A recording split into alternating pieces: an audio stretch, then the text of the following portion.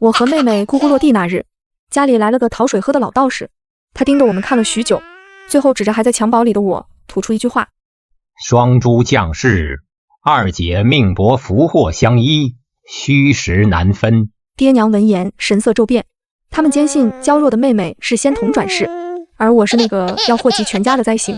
他们狠下心肠，将我丢在崖边，听天由命。我命运活下来时，路过的李正爷爷发现了我，把我抱了回来。我娘刘桂兰插着腰拦着门不让进。李正，这灾星我们不认，你要积德行善，你养着，别往我家推。李正爷爷叹了口气，这也是条命，养大了嫁出去，好歹能换几匹绸缎钱，不吃亏。我娘翻个白眼，那也得先供他吃喝，我家招娣还不够吃的。我妹妹叫林招娣，招财进地的那个招娣，但我没有名字，毕竟要被丢掉了。李正爷爷抽了几口旱烟，又说：你不是跟我打听书院的事，我去跟镇上先生通融，让你家招娣去。爹娘于是做起了妹妹当女官的美梦，而我也终于捡回了一条命，并得到一个名字林阿南。读书人向来金贵，村里也只有殷实的顾家送自家女儿去读了书，爹娘一直羡慕得很。在李正爷爷的帮助下，林招娣刚满6岁就早早去上书院。与此同时，我也开始学着操劳。妹妹几乎花了家中所有积蓄，爹娘却毫无怨言。读书毕竟是极有脸面的事。上学头1日，爹娘牵着林招娣从村东走到村西，将这个好消息大张旗鼓告诉每一个遇见的乡邻，只差敲锣打鼓。而我则先去割了兔草喂兔，收拾完鸭圈，再踩着10吨攀上比我还高的灶台，用一口能把我装下的大锅给他们做饭。爹娘觉得妹妹是福运，肯定能考上女科当女官，然后让他们享福。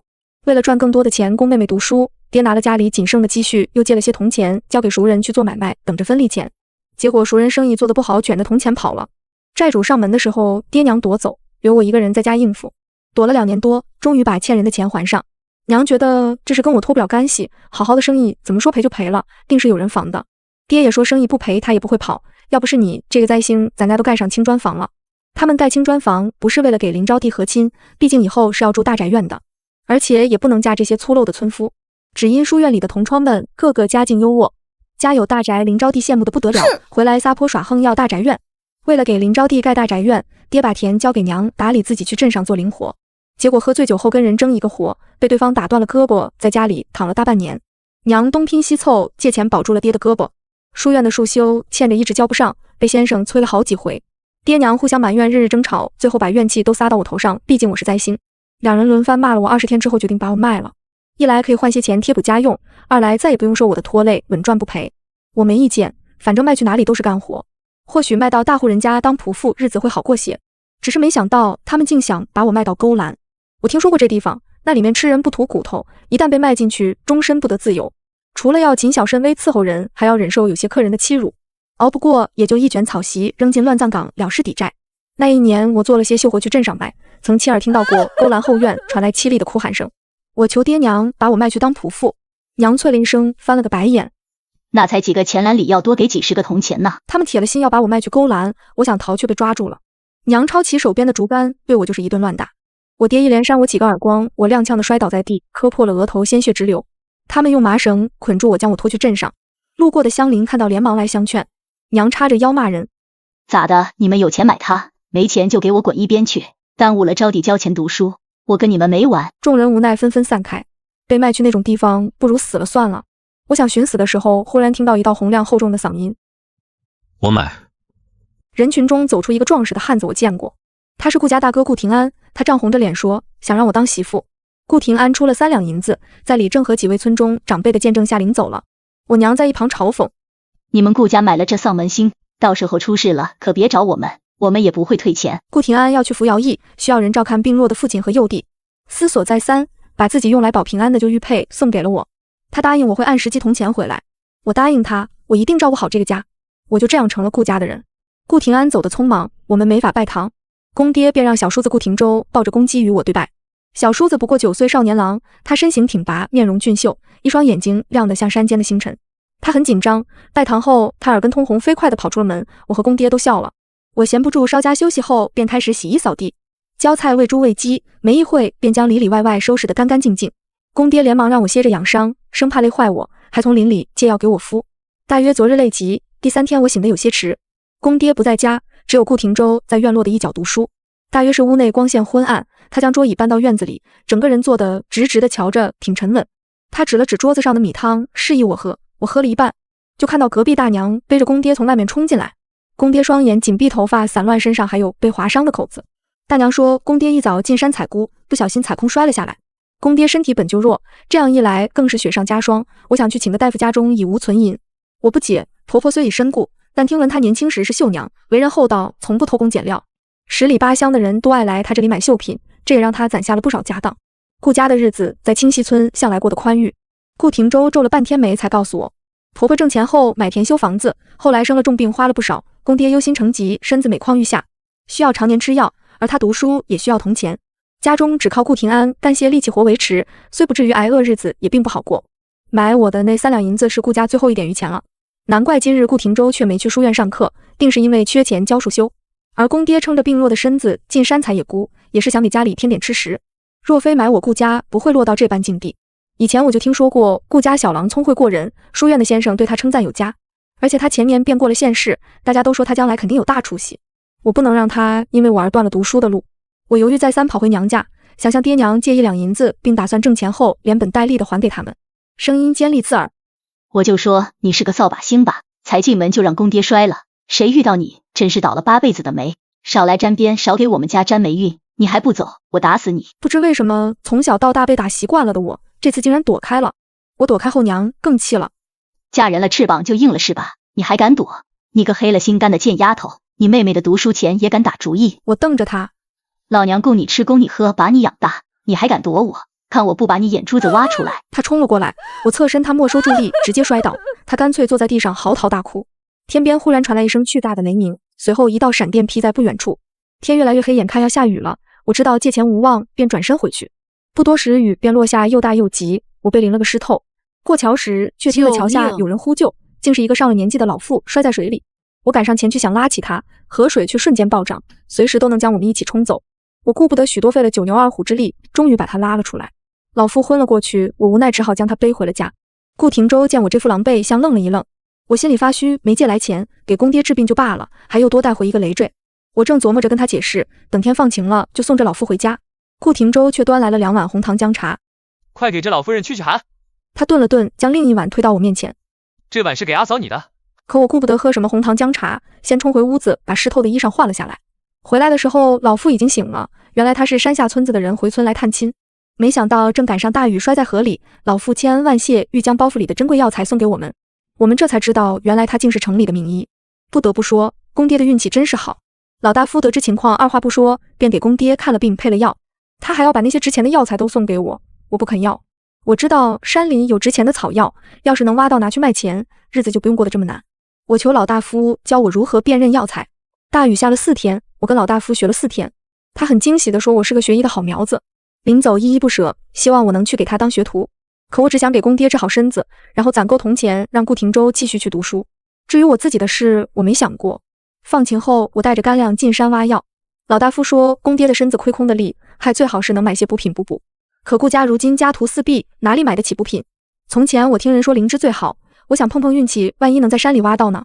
我挖了一整天，身上被蚊虫给咬了个遍，还被划了好几道口子，也只找到一些寻常的草药。眼见天色越来越黑，我赶紧往回走，却不小心被绊了一跤，摔到一处土坑中晕了过去。等我再醒来时，天已经微微发亮了，我竟然在坑里昏睡了一夜。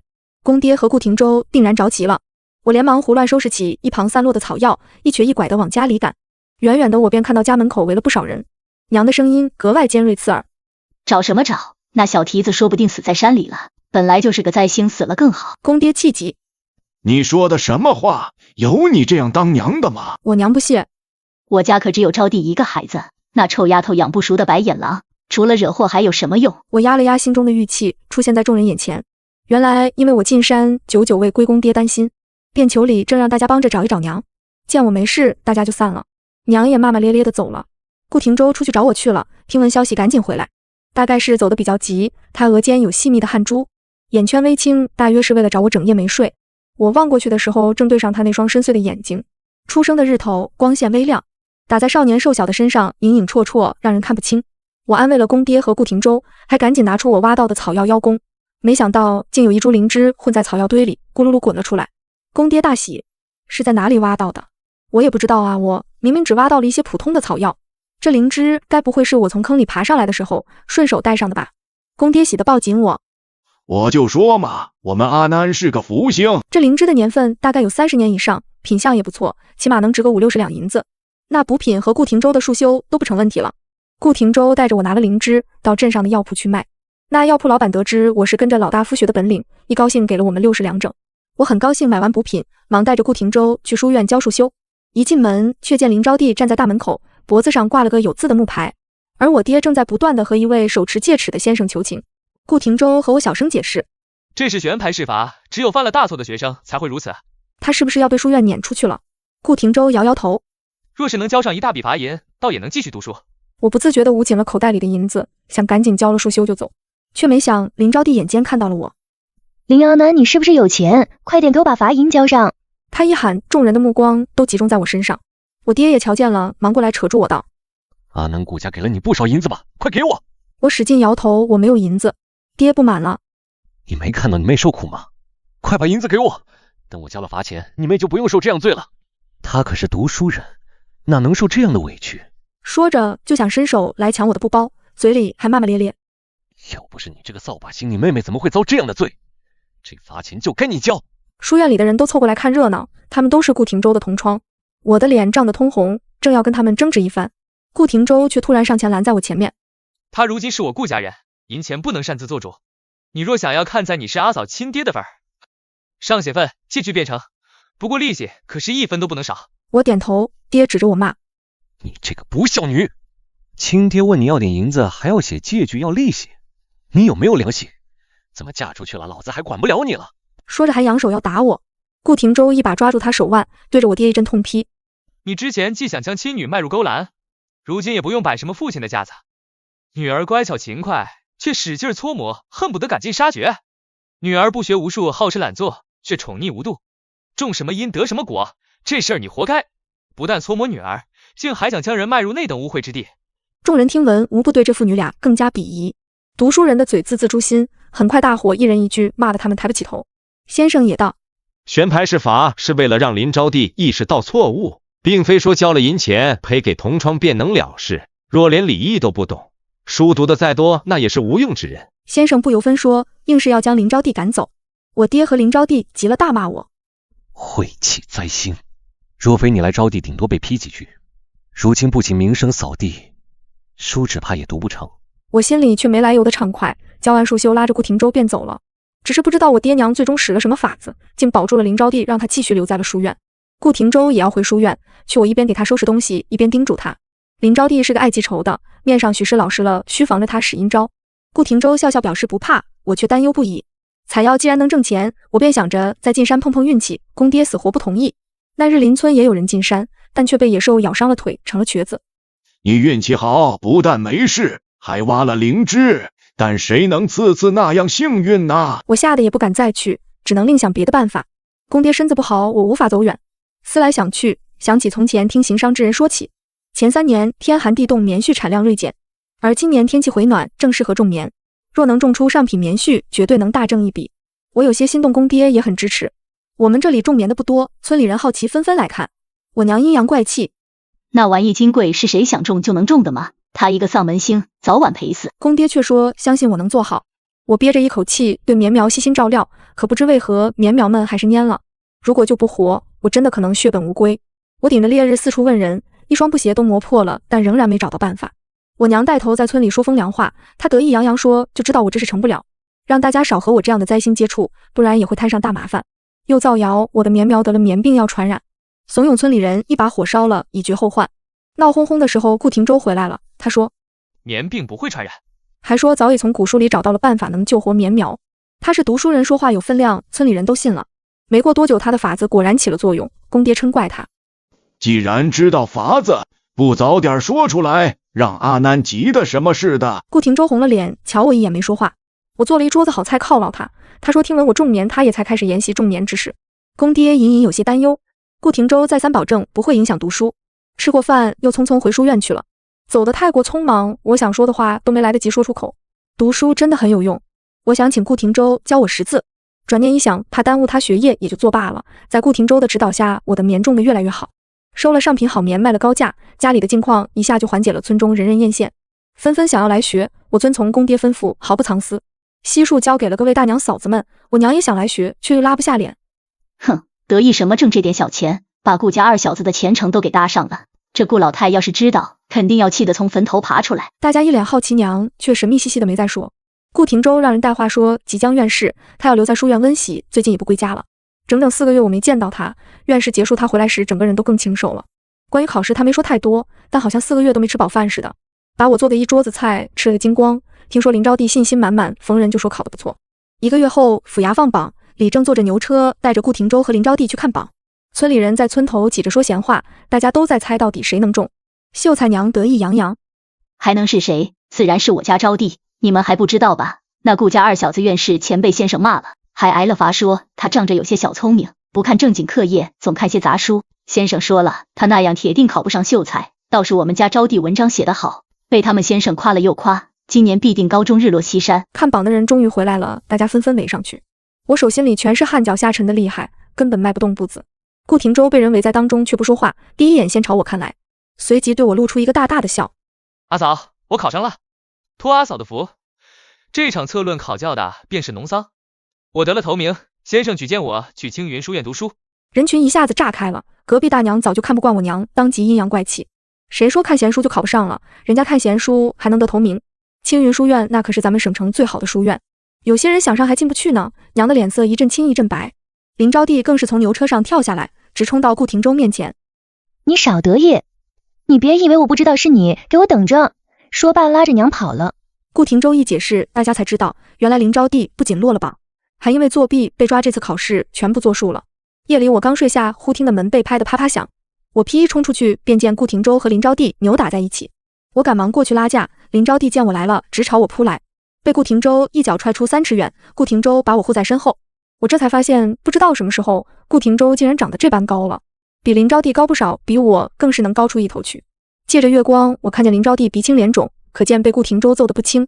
也是顾廷周读书之余便帮我做活，林招娣这种四体不勤的，自然跟他比不了。我心里忽然舒畅不已，公爹听到动静也出来了。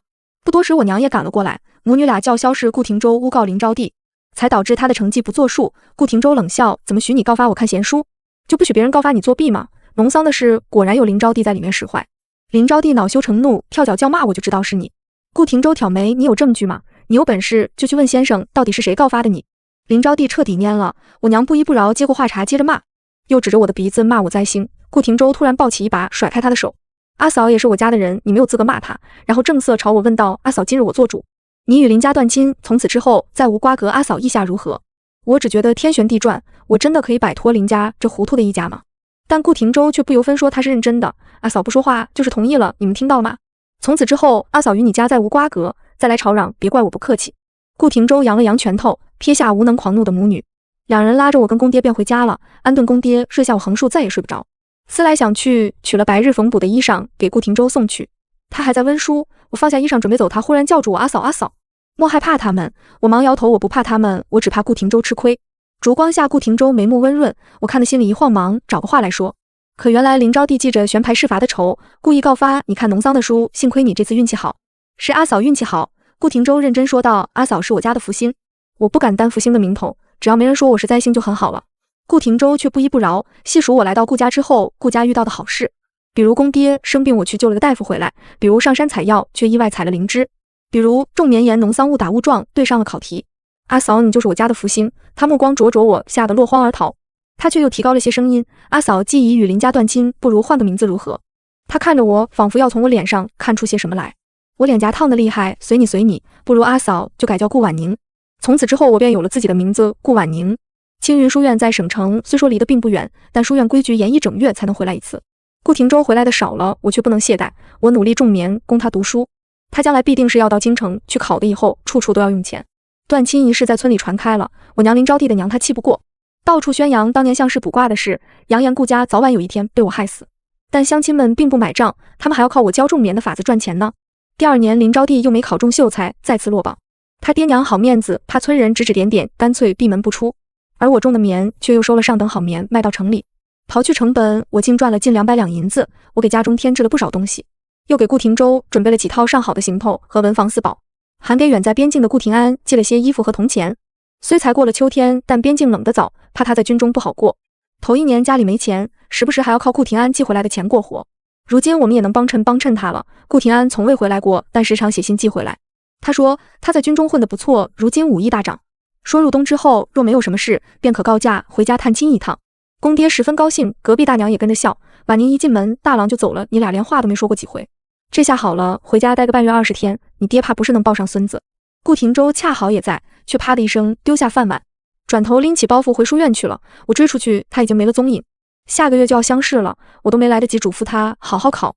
天凉之后，村中忽然流行起了寒疾，许多人都中了招，高热咽痛咳的喘不过气来。上次救下的老大夫特意找到村里来，给了我一副药方，要我和公爹照方吃药，有病治病，无病也可做预防。公爹惦记他远在100里之外的老父亲，听闻他也病倒了。公爹拿着药方和药材匆匆赶去，我则将药方交给李正爷爷，希望能帮乡亲们。但这病来势汹汹，不多时就将村中人都传染上了，10里8乡的人都在得病，镇上药铺的药材都卖空了，即便有方子也难抓到药，许多老人和孩子没能扛过去。我很担心马上要考试的顾廷周，还有公爹和祖爷爷他们。然而第3天我也病倒了，我头痛欲裂，咳得昏天黑地，胸口闷得喘不上气来，连下床给自己倒一碗水都做不到。昨日隔壁大娘的小孙子没了，昏沉间我听得四下到处是哭声。忽然一个温热的手掌将我抱起，把水送到我嘴边。我努力睁眼，发现竟是顾廷周。我是在做梦吗？他怎么回来了？不是要考试吗？他却替我盖好被子。阿嫂别怕，有我在呢。我一张嘴就是可一句话都说不出来，只能看着他忙来忙去，替我熬药做饭打水洗衣。我昏昏沉沉醒来又睡去，不知道过了多久，在顾廷周的悉心照料下，我终于扛了过来。而顾廷周也因为照顾我而错过了3年1度的乡试。公爹安顿好祖爷爷赶回来，得知此事也只是说，婉宁要紧考试嘛，3年之后还能考。林招娣一家3口倒也都死里逃生，他娘好得很快，没多久就有力气村头村尾宣扬这件事了。我就说那死丫头是灾星，瞧瞧顾家2小子，让他连书都读不成了。顾家一家子蠢蛋还断亲好呀，这么个丧门星早晚把他们一家都拖累死。你们就等着瞧吧，我不愿顾廷周因为我受委屈。提着扫帚追了他一条街才让他闭嘴。然而没过3天，边境忽然传来消息，北狄突然大举进犯，而顾廷安他在一次突围中失去消息，不知所踪。这一仗打了整整1个冬天，天气转暖之后，北狄才撤兵，但顾廷安却再也没有消息传来。公爹哭的眼睛都要看不见了。我一边照顾公爹，一边继续种棉，我不敢懈怠，我要继续赚银子给顾廷周读书。顾家2兄弟大郎生死未卜，二郎不能再出问题了。然而这一年天气偏冷，棉絮结得不好，我没赚到什么钱。林招娣却终于考上了秀才，他爹娘在村中大摆宴席，敲锣打鼓，8天8夜不说。热闹的队伍故意每天从我家门口来回走4遍。这回不用他说，村里也流传起了我是灾星，而林招娣才是福星的流言。顾廷周告假回来，见着这副场景，干脆关了大门，帮我照料起了棉田。阿嫂别怕，他说实在不行，廷周就陪你种一辈子棉也不错。这是什么话？我厉声斥责了，他是读书的好苗子，将来以后封侯拜相的人，怎么能陪我这个乡野村妇种一辈子棉？再说你哥哥只是失踪，我一直觉得他一定会回来的。等他回来再叫他们好看。顾廷周看着我，眉目间似乎有失望的神色一闪而过，他什么也没说，拿了自己的包袱再次回书院去了。而我不知道为什么，心里的空落也愈发重了，因为林家的刻意宣扬，10里8乡都知道他们家出了个女秀才。林招娣的娘扬眉吐气，就连跟村里人说话时的声调都拔高了，村头村尾每天都能听到她的大笑声。然而没过多久，她就笑不出来了。上1年的乡试突然被查出了舞弊案，一下子波及了一整个州府，不仅所有乡试的考试成绩作废，还牵连了大小官员和学子数百人入狱。事情闹得太大，学子们人人自危，一时气氛紧张。而顾廷周却因为错过了那场乡试，反而成了最安全的人。他又跑回来悠哉悠哉地陪我种棉了。州府的学政皆被夏玉圣上震怒，干脆连今年院试的成绩也取消了，全部重考。顾廷周笑嘻嘻道，也就是说林招娣的那个秀才也不作数了，还得重新再考一次，上头命令下的急。而林招娣自考上秀才之后，彻底放纵自己，开始游手好闲，乍一被抓去重考，可谓脑袋空空。于是他再一次理所当然的落榜了。消息传来的那天，顾廷周跟棉苗说话的声调都带着笑。人生起起落落乃是常事，像林招娣这样一直落落落落的，我还真是头一次见呢。还有大嫂就是我的福星，你们说对不对啊？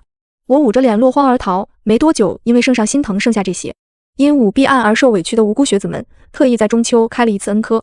于是在错过去年乡试之后，顾廷周在今年终于可以再次参加乡试了。月余之后，消息传来，顾廷周不仅中了举，还得了头名，当了解元。这一天，顾家的大门险些被上门贺喜的人挤破了。顾廷周跟我说，只要中了举就可以去做官了，就算没有官职也是半个官老爷，因此才会有这么许多人到家里来攀关系。他八面玲珑，与这些乡绅官员都处得不错，甚至还有人送了他省城的宅子。于是听从夫子的建议，带着我们搬到了省城。搬家那天里，郑爷爷带着全村的人们敲锣打鼓欢送，那阵仗比林昭帝考上秀才的时候还要大得多。整个村里的人都来相送，只有林昭帝一家人没来。我回头望望这座生我养我的小山村，心中无限感慨。顾廷周却在马车前面唤我一声：“阿嫂坐稳了。”我们到新家去了。然而到了省城，生计的烦恼没有了，公爹却又有了新的烦恼。顾廷周年少中举，还是头名解元，关键长得又一表人才，在省城落脚没几天，提亲的人就踏破了门槛。公爹左看看右看看，觉得哪家的姑娘都好得很，一时挑个眼都花了。婉宁，你快帮我瞧瞧，你中意哪家姑娘做你的弟妹？哎呀，我瞧着哪家姑娘都跟我们廷周相配得很。顾廷周恰从外回来，听得这话脸色一沉。大哥为成亲，我做弟弟的先娶了妻算什么话？公爹一爷顾廷安已经2年多没有消息了，大家嘴上不说，心里都各自有准备，他怕是已经不在了。公爹却从不提这事，没想到顾廷周竟拿来当推辞。你大哥有你大嫂了，再说他若一直不回来，你便一直不娶妻。顾廷周脸色一白，阿嫂和大哥也没拜堂，那也是你大哥和大嫂之间的事，与你有什么关系？我瞧气氛不对，借口倒茶出去了。出了门，却听得顾廷周懊恼一句。等来到了京城，再一婚不迟。公爹觉得他说的有道理，也是你早晚要到京城考试做官的，此刻相看省城的姑娘确实有点早。此事终于作罢，那天我就那样站在门外好半晌。思来想去，觉得公爹说的对，将来顾廷周若考上状元，做了大官，还怕没有达官贵人家的姑娘亲眼吗？只怕公主都配得上。但是我呢，我也该为自己的将来打算了。万一顾廷安不回来，我也要有个生计的法子。恰在这时出门买菜时，我遇上了当年救下的那位老大夫。他上了年纪来省城养老，再次遇到我，他说什么也不肯撒手了。他说他儿子读书考试去了，收的几个徒弟又资质平平，一手好医术就要失传了。老大夫说什么也要认我做徒弟。公爹也乐意我学一门手艺，于是就这样，我开始了我的学医之路。也许正如师傅所说，我是个学医的好苗子。我确实学得很快，没多久，师傅就让我接触病人了。我身为女子人，又温和细心，很是得到了一些妇人和孩子的青睐。但没想到，很快这安稳却再次被打破。顾廷周的夫子推荐他去京城念书，听闻那京城的夫子学贯古今，教出来的学生个个都是名流大儒，但是他挑剔得很，没有真才实学，哪怕手捧千金，也休想踏入他的门下。但这个夫子却看中了顾廷周，愿意收他做关门弟子。这个机会实在来之不易，公爹当即拍板同意。可顾廷周却放不下我们2个女人，在家忧思过度，竟然病倒了。师傅来给他诊了脉，脑袋摇得跟拨浪鼓似的。这病我治不了，连师傅都治不了的病，那还得了吗？公爹心急如焚，师傅却说顾廷周这是心病，让我给他用心药治。我虽学了不少本事，如今也已能独立看诊，可我并不会治心病，也没有心药。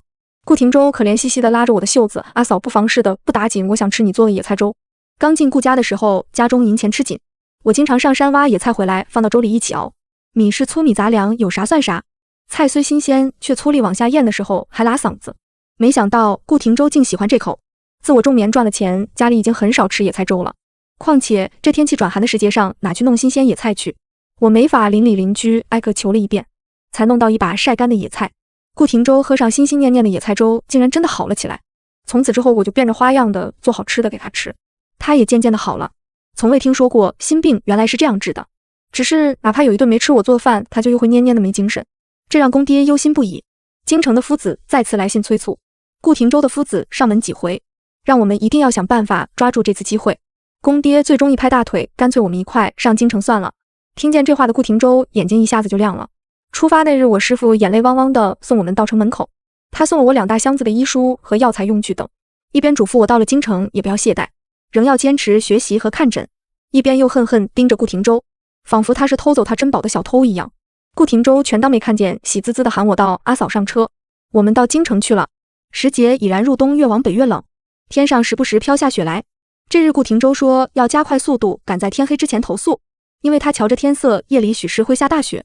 但没想到大雪来得特别快，我们还没赶到下一个城镇，鹅毛大雪便急急落下，很快地上便积了厚厚一层雪，将我们阻在山间，车里是断不能过夜的。顾廷周又赶着车往前走了一段，在半山腰发现一处破败的山庙，于是带着我和公爹上那里去栖身，却没想到推开寺庙大门，里面却先有一波在此避雪的行人了，几个上了年纪的嬷嬷，几个好看的小丫鬟，还有一个面白无须的中年男子，一起簇拥着一个妙龄少女坐在大殿中央烤火。小庙破败不已，一群人皆冻得瑟瑟发抖。那少女披着纯白狐裘大氅，唇红齿白，眉目温婉，比画上走下来的还要好看。顾廷周上前去高声打扰，少女转过头来，看见他眼睛蓦地一亮，他脸上带着一副似欣喜又或是欣赏的神色，上下将顾廷周打量了好久。忽而道：“你叫什么名字？”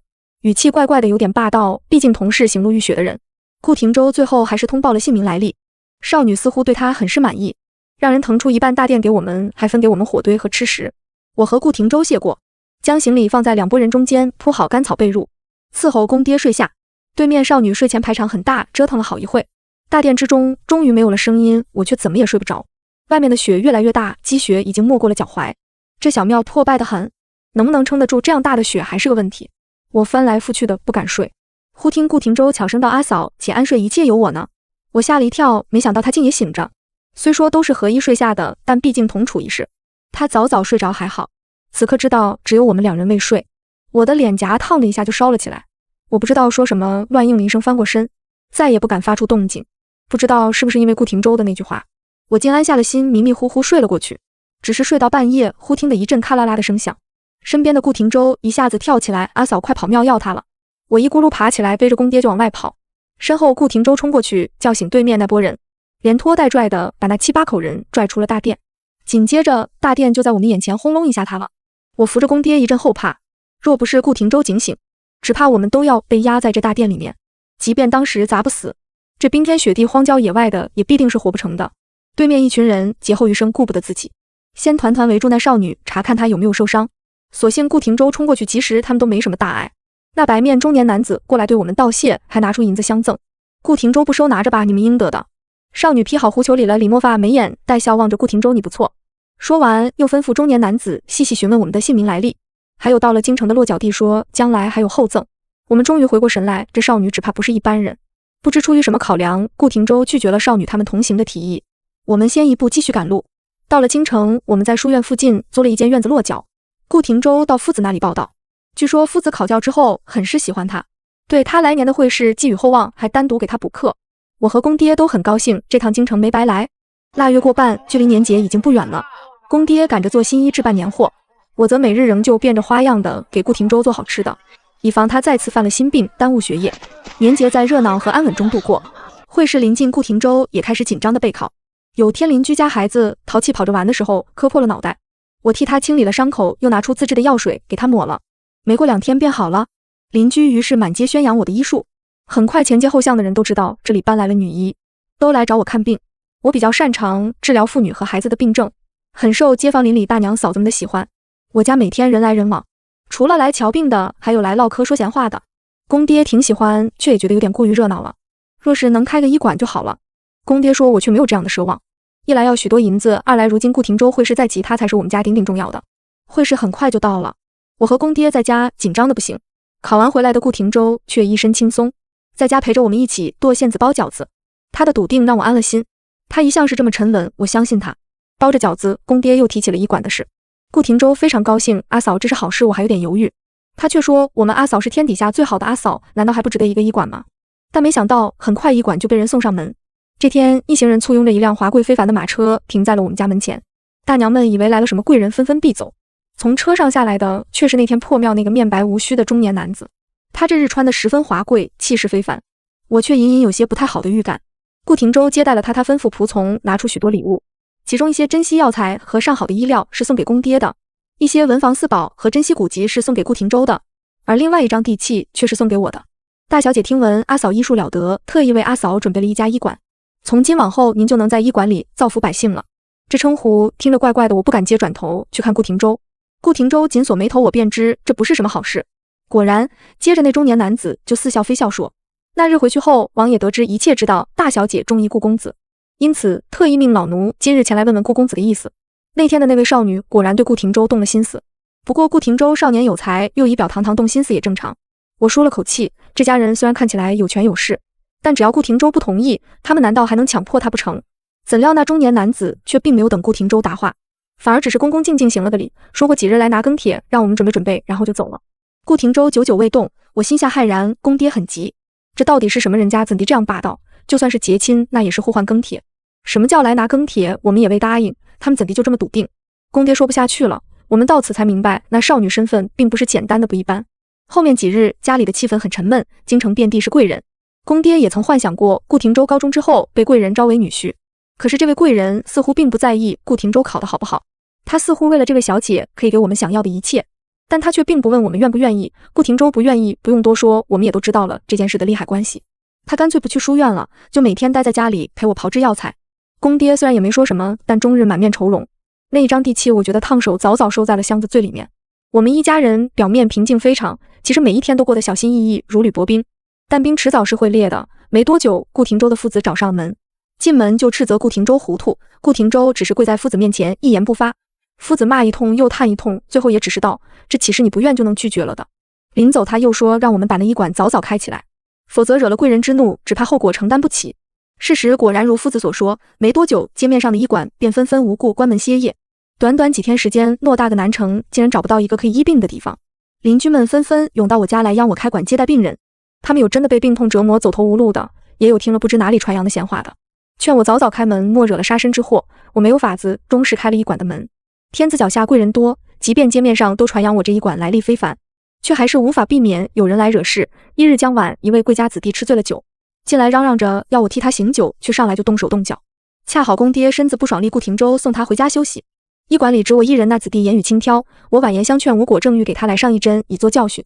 大门外忽然飞来一根鞭子，那鞭子长眼睛一般，啪的一下抽在那子弟不老实的手上，疼得他嗷的一嗓子跳了起来。你可知这是谁的医馆？有几个脑袋也敢来闹事？先闻其声，我心中便是一凛。接着一位少女款款步入，她面若桃李，仪态万千之一眼就晃得人睁不开眼睛。那勋贵子弟嗷嗷叫着要给少女教训，在看到少女身边那面白无须的中年男子之后，立刻闭嘴溜了。我连忙请他上座，他却不肯，直撇起嘴来。给你医馆你不开，给他前程他也不做。我父王和我可都不大高兴。他又凑近了，我在我耳边巧声道：我知道他为何不肯，他心有所属，对不对？这句话说的咬牙切齿的我扑通一声就跪了下去。他盯着我瞧了半晌，冷笑一声：我再给他20天，到时候我可没有这般的好脾气了。说罢一扬手，啪的一声抽在桌子上，桌子霎时4分5裂，少女已扬长而去。我望着那破烂的桌子思绪良久，失魂落魄的关了门，正要往家走，恰好遇到来接我的顾廷舟。他见我面色不对，连忙询问我，只是不肯说。旁边几个铺子的掌柜却添油加醋把事情说了，只恐牵连到自家，直劝顾廷舟答应了那少女。他们想不明白，金榜题名固然好，可做了贵人的女婿，那也是一步登天，有什么可不愿意的？我一直不言不语。顾廷舟怕我害怕，本想安慰我几句，却不料我开口挤出一个笑来：大伙说的没错，你考虑考虑。顾廷舟立时急了，咬牙切齿道：阿嫂果真是这般想的吗？我笑得愈发灿烂，当然了，跟了贵人吃穿不愁，还有医馆开有什么不好的？我嫁与你们顾家这些年，吃了这许多苦，也该享享福了。顾廷舟，你莫要太过自私。顾廷舟仿佛被人捅了一刀一般，霎时面色惨白。我不再说话，绕过他径直回家去了。自那天之后，我直接搬到了医馆住。顾廷舟也不再到医馆里来，公爹急得两头奔走，很快病倒了。我不忙的时候，熬药给公爹送去，他拉着我的手，低低哀叹。他的心思我当爹的哪有不明白？但你的心意如何？我笑了。爹，夫子说的对，能被贵人看上是8辈子修来的福气。这福气落到头上，既然躲不过，不如就接着。我的心意那是世上最不重要的事了。公爹和顾廷舟就是我顾婉宁在这世上最亲近的人。无论如何，我希望他们能过得好。事已至此，顾廷舟仕途无望，我不能让他为了我再丢了性命。公爹操劳一生，也应该安享晚年。至于我真的不重要。20天之期很快临近，顾廷舟没有再来找我。我每日在医馆坐立不安，那一日一早，医馆却突然来了不速之客。林招娣不知怎地知道了我们在京城的落脚处，竟直接找上医馆来的，只有他和娘2个人。因早已断亲，我未开口叫娘，只叫人把他们请出去。林招娣疯癫起来，大声嚷着，如今过上了好日子，就抛弃了娘家。叫嚷声惹来了一众街坊围观。林招娣见状，顺势张口跟我要银子。他怕是刚来京城，还没打听过这医馆的来历，就敢来闹事。我倒好啊，来拿我掏出一包银子。林招娣喜滋滋来接时，却被我一针扎在手腕上，顿时杀猪般嚎叫起来。他娘见状，想就一把将针拔掉，林招娣却嚎得更加厉害了。见林招娣满地打滚，他娘疯了，开始口无遮拦的骂我天生灾星，害了一家人时倒霉不说，还害死了亲爹。骂我出嫁之后盘剥娘家，联手外人对付亲妹妹，害得妹妹丢了功名。最后他干脆叫嚷说我不守妇道，明明嫁的是哥哥，却跟弟弟厮混在一起，简直伤风败俗，不知廉耻。周围街坊邻里看向我的目光顿时变作了然，有人窃窃私语，怪不得贵人下家都不肯，原来是小叔子跟嫂子不清不楚。我掐了自己一把，试图镇定下来，刚要把大门关上，一个人影却从外冲进来，哐哐2脚将林招娣和他娘踢飞，将我护在身后。他昂首看向众人，大声道：“没错，我确实心悦我阿嫂，无论如何，这辈子我只认定阿嫂一人。”我从背后抬头望他，不知什么时候，当初文弱瘦削的少年，如今已经长得如此高大。林招娣如今瘦骨嶙峋，完全不是顾廷周的对手。他和他娘还想撒野，被顾廷周2、3下收拾的没了脾气，逃之夭夭。街坊邻居散了，去我转身欲逃，却被顾廷周一把拉住，禁锢在怀里。事到如今，你都不肯跟我说清楚你的心意究竟如何吗？我心跳如肋骨，张口结舌，一个字也说不出来，只好疯狂逃避他的目光。大门外忽然响起一声少女的轻笑，我倒是想听听阿嫂的心意到底是如何啊！我顿时如坠冰窖，我怎么忘了今天是那少女约定好的20天之期？20天一到，他就要来拿人了。顾廷周见了他，当即便拜口称草民参见公主。我愣住，早知这少女身份不一般，却不知原来她竟是公主。当今圣上13个皇子，却只有一位公主。民间传说，这位公主从小便被皇帝捧在掌心长大，但凡开口要的东西没有不得的，哪怕是天上的星星。而顾廷周显然是比不过星星的。公主绕着我们冷笑了一番，再次逼问我心意如何。怎么不说啊？我只觉得冷汗层层落下。今日顾廷周怕不是要被我害死了？好啊，既然无意，那我可真就把人带走了。不知怎的，我总觉得公主的语气中似乎带着一丝调笑。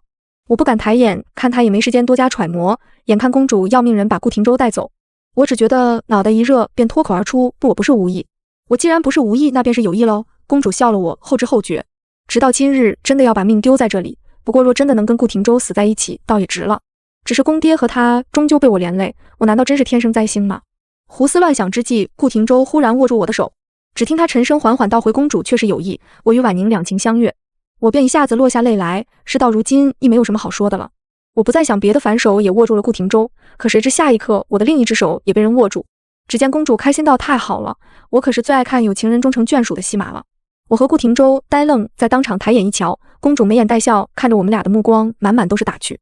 我瞬间似乎明白了什么，却不想公主顺势搂住了我的胳膊，向顾廷周嗔道：“你还在这做什么？女儿家要说些心里话，男人不许听。”那一日我仿佛在梦中一样，公主告诉我，其实她早已心有所属，只不过看我和顾廷周两情相悦，却又不肯互诉衷肠，才出此下策。没想到倒真是管用了。阿嫂，我瞧她是真的紧张你呢。公主尖着嗓子学顾廷周：“我与婉宁两情相悦。”哈哈，我被公主笑得无地自容，只恨不能找个地缝钻进去。这顾廷周是个人才，不能为儿女情长所累。你告诉他，除非连中3元，否则不准他娶那顾婉宁。我心里沉沉，人中3元哪里是那样容易的，自古以来也没有多少吧。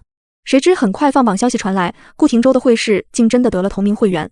公爹喜得又哭又笑，不住向上苍祷告，感激上天，虽然带走了他的大儿子，却把小儿子和儿媳妇都留在了他身边。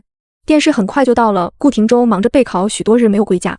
公主也很忙，她忙着帮我出气，一身狼狈的林招娣被公主捉到了我的面前。阿嫂，我将这天理难容的恶贼给你捉来了，任凭你处置。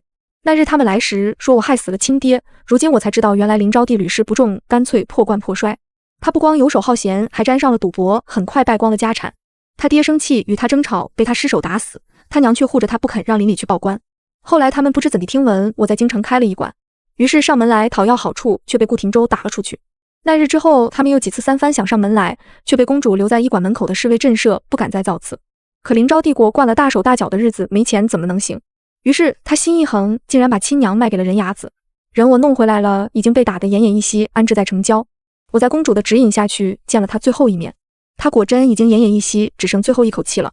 见了我，他呵呵直喘，却说不出一个字，最后只是落下2行浊泪来。我定定看了他半晌，帮他盖了盖被子，自始至终也没再叫出那声娘。他喘了许久，一炷香之后，终于咽了气。公主命人把他带回了我的老家安葬。公主说闲得无聊，日日都来医馆找我，弄得我也没办法专心给人看病。她也不管不顾，阿嫂长阿嫂短的缠在我身边，让我哭笑不得。我求她别再叫我阿嫂，叫我婉宁便可。可她却说就爱看我脸红的样子有趣。电视结束，很快到了放榜的日子。公主带着我去看她，比我还要紧张。待看到顾廷周果然得了头名状元，公主喜得欢呼雀跃，而我却再也忍不住，哭得不能自已。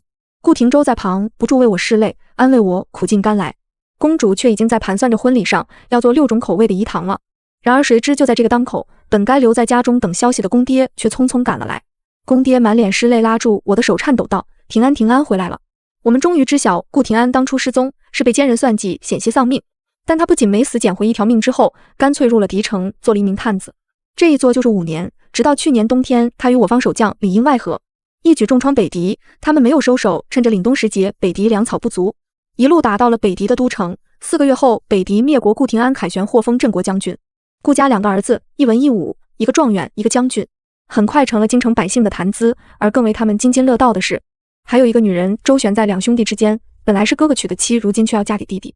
传言愈演愈烈，各处茶馆都衍生出了不同的说书版本，书铺子里甚至还上了以我为主角的新话本。事情终于惊动了皇帝。这天，皇帝带着公主微服私访到了我家，我站在中堂，被皇帝来回打量了25遍，汗湿衣襟。谁能想到堂堂天子还要纡尊降贵，来处理臣子的家事？没办法，谁让兄弟2个，一个是状元，一个是将军呢？可惜这阿嫂却只有一个人呢。皇帝发愁道，到底应该嫁给谁呢？阿嫂2个字让我听得面红耳赤。皇帝思索良久，似是终于下了决心。既然当初先嫁的哥哥那边还是，谁料顾廷周突然从后堂冲出，启禀陛下，当初与阿嫂拜堂的是我。皇帝皱眉不悦，顾廷周又急道，您不是下了旨意，只要我连中3元就可以？皇帝皱眉不语，顾廷周彻底急了，君无戏言，总之我这辈子认定了婉宁。皇帝终于哈哈大笑起来，没想到看起来少年老成的新科状元，也有撒泼耍赖的时候，甚是有趣啊。下一刻，一身戎装的顾廷安和公主双双从外走进来，公主端庄梳牙，2根小指却悄悄捏住顾廷安的袖口不放。顾廷安当年被奸人暗算一箭穿胸，幸亏被玉佩挡了1挡，才没当场丧命。他逃到深山，被与皇帝吵架后，逃到边关去玩的公主救起，公主救了他的命，和他共同生活5个月，又与他定下4年之约，亲自送他进北狄。那日在破庙中相见，公主一眼就认出了顾廷周是他心上人的兄弟，还看出了一些别的秘密，因此才有了后来这许多事。用公主的话说，当日在破庙，他就看出来顾廷周看我的眼神那可不清白。公主凑近我笑嘻嘻道，从今以后可该换你叫我阿嫂了。顾廷安尴尬地咳嗽起来，公主一把捉住你，莫不是想不认账？晚了你的庚帖，我已经叫人拿走了。顾廷安脸红的什么似的，公爹抱着我哭的鼻涕一把泪一把，婉宁啊，你就是我们家的福星。而座上的皇帝也没闲着，他正在跟身边那面白无须的中年人疯狂讨论着。哎呀，这2场婚礼人多排场大，到底要做8种口味的饴糖才合适。